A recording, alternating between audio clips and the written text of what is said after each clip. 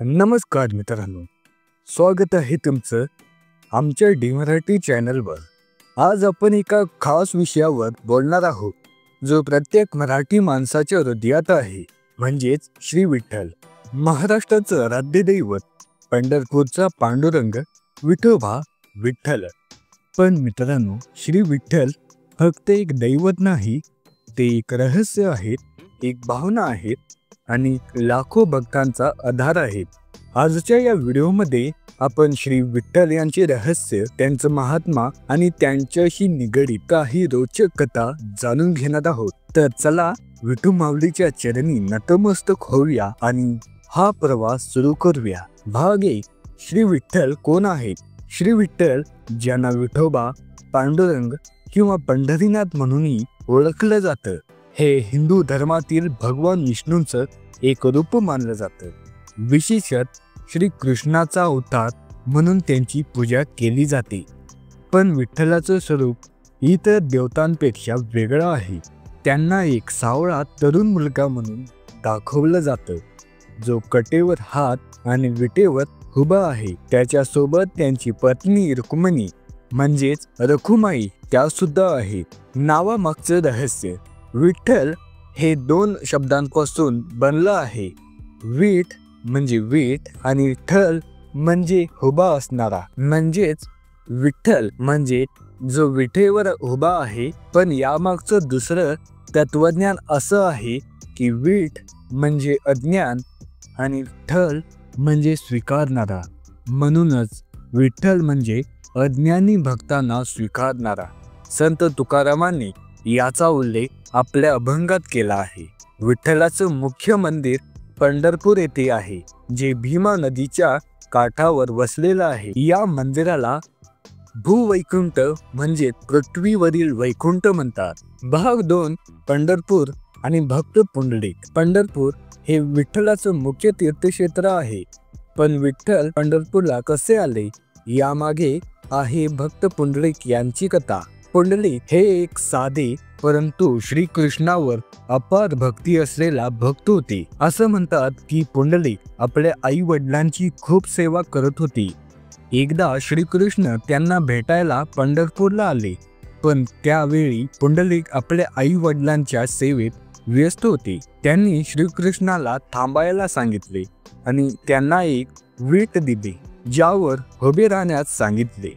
श्रीकृष्ण त्या विटेवर उभे राहिले आणि तेव्हापासून विठ्ठल म्हणून पंढरपुरात स्थापित झाले। पुंडलिक यांच्या भक्तीमुळे विठ्ठलांना पंढरपूर इतकं आवडलं की त्यांनी येथेच राहण्याचा निर्णय घेतला। आजही पंढरपूरच्या मंदिरात विठ्ठलाची मूर्ती विटेवर उभी आहे आणि त्यांच्यासोबत रुक्मिणी मातेची मूर्ती आहे। भाग 3, वारकरी संप्रदाय आणि विठ्ठल भक्ती। विठ्ठल भक्तीचा आत्मा आहे वारकरी संप्रदाय। हा संप्रदाय एकेश्वरवादी आहे आणि भक्तीवर आधारित आहे।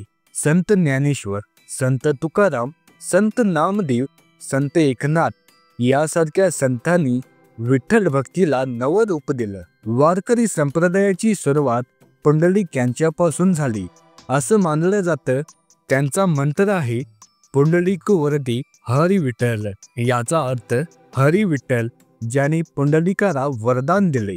आषाढी आणि कार्तिकी एकादशीला लाखो वारकरी पंढरपूरला दर्शनासाठी येतात। ही वारी म्हणजे भक्तीचा एक महासागर आहे। वारकरी पायी चालत, कीर्तन करत, अभंग गात विठ्ठलाच्या दर्शनाला जातात।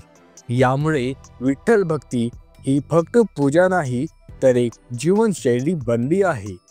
भाग 4, विठ्ठल यांचे रहस्यमय स्वरूप। विठ्ठलाचं स्वरूप आणि त्यांच्याशी निगडीत कथा रहस्यमय आहेत। त्याचं मूळ काय, ते खरंच विष्णूचे अवतार आहेत का, की त्यांचं स्वरूप वेगळं आहे, यावर अनेक मत आहेत। विष्णूचा अवतार हे श्रीकृष्ण किंवा विष्णूचे अवतार मानले जातात। त्यांच्या मूर्तीचं सावळं रूप आणि कटेवर हात ठेवलेली मुद्रा यामुळे त्यांना श्रीकृष्णाशी जोडलं जातं। देहाती देवता, काही विद्वानांचं म्हणणं आहे की विठ्ठल हे मूळचे देहाती देवता होते, ज्यांना नंतर वैष्णव परंपरेत समाविष्ट केलं गेलं। जैन किंवा शिवाशी संबंध, काही इतिहासकारांचं असं मत आहे की विठ्ठल हे जैन संत किंवा शिव यांचा रूप असू शकतात, पण याबाबत ठोस पुरावे नाहीत. मुचकंद कथा. द्वापर युगातील मुचकंद राजाची कथा सांगते की श्रीकृष्णांनी मुचकुंदाला दर्शन दिलं आणि त्यांच्या प्रार्थनेनुसार पंढरपुरात विठ्ठलाच्या रूपात राहिले. विठ्ठलाचं मंदिर आणि त्यांची मूर्ती हे देखील रहस्यमय आहे. पंढरपूरच्या मंदिराचं 700 वर्षांपूर्वीचं दगडी बांधकाम आणि त्यावरील नक्षीकाम आजही भक्तांना आकर्षक करते. भाग 5. विठ्ठल आणि संत परंपरा. विठ्ठल भक्तीला संतांनी एक वेगळी उंची दिली. संत ज्ञानेश्वरांनी ज्ञानेश्वरीमधून भक्तीचा मार्ग दाखवला, तर संत तुकारामांनी आपल्या अभंगामधून विठ्ठलाचं साधं प्रेमळ स्वरूप लोकांपर्यंत पोहोचवलं. संत नामदेवांनी तर विठ्ठलाला आपला सखा मानलं. एक रोचक कथा आहे संत नामदेवाची. असं म्हणतात, नामदेवांनी विठ्ठलाला खीर खायला घातली आणि विठ्ठल प्रत्यक्ष येऊन ती खाल्ली.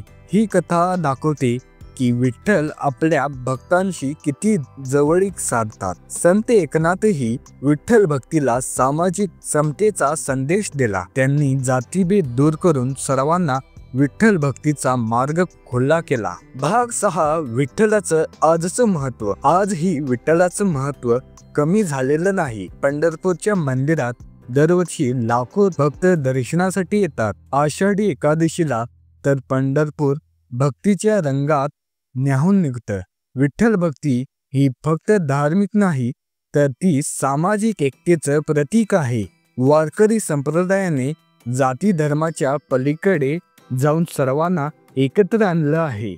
आजच्या काळात जेव्हा तणाव आणि गोंधळ वाढतोय, विठ्ठल भक्ती शांती आणि प्रेमाचा संदेश देते. मित्रांनो, श्री विठ्ठल यांचं रहस्य हे केवळ कथांपुरतं मर्यादित नाही, ते प्रत्येक भक्तांच्या हृदयात आहे. विठ्ठल म्हणजे भक्ती, प्रेम आणि समर्पण.